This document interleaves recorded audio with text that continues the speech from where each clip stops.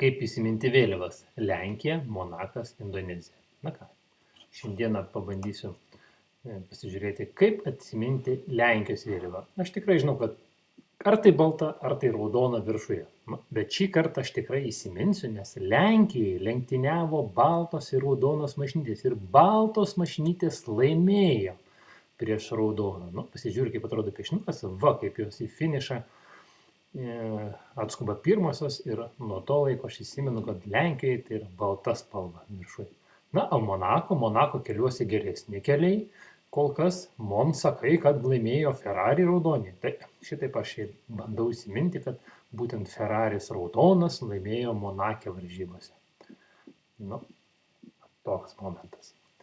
Bet tokios pačios spalvos yra ir Indonezijoje, tik tai Indonezijos vėliava didesnė. Tai kaip dabar aš įsimenu? Bandau įsiminti, kad Monake važinėja indėnai su Ferrariais. Staiga jie pripuolė prie centrinėje aikštėje stovinčios vėliavos, nusikabino ją ir bandė nusiskraidinti į Australiją. Bet pusiaukelė tarp Australijos ir Europos juos iššoko iš parašiutų, nusileido su vėliava, vėliava išsitampė ir tapo jinai didesnė.